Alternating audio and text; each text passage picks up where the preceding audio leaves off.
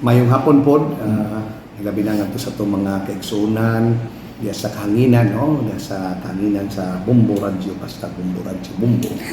O magginay atong battle cry, no? Ano na yung singgit. Kanang bindira sa Lukay, mo po na pagsulod ni Jesus dito sa Jerusalem, iyang pagtimaan sa iyang kadaugan, triumphant entry to Jerusalem. Na mo po na timaan, diin kita musulod na sa Semana Santa.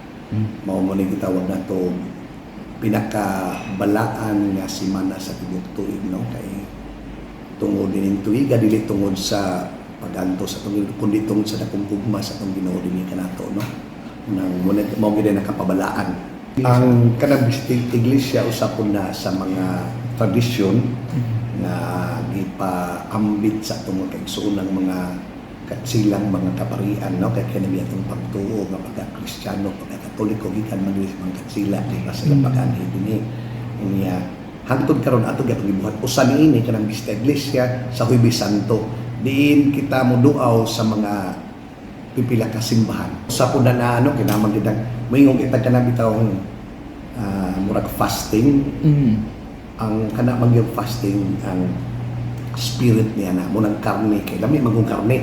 So anything gatong i-deprive nato sa atong kagalingon nga ganahan ta ba? Unya atong i-deprive ang atong galingon in the spirit of sacrifice that is already fasting. So lindot pod mining mga adlaw pod Semana Santa kay kanahan magita mo kuri-kuri gyud daghan bila mga kabatanon bisan ganing mga hamtong na mo kuri-kuri man gyud, no? So lindot pod tingali nga imbis ana nato i-kuri-kuri mubasa ta sa Biblia baka mamalandong, no? Kaya kanang ihanan po nato is Ginoo. In a way, it is also a form of fasting with these gadgets, no? Nya kita manghamtong ato kuning ipasabot dito sa mga kabatanunan, no? Kay silang ang pasabton kini butangan.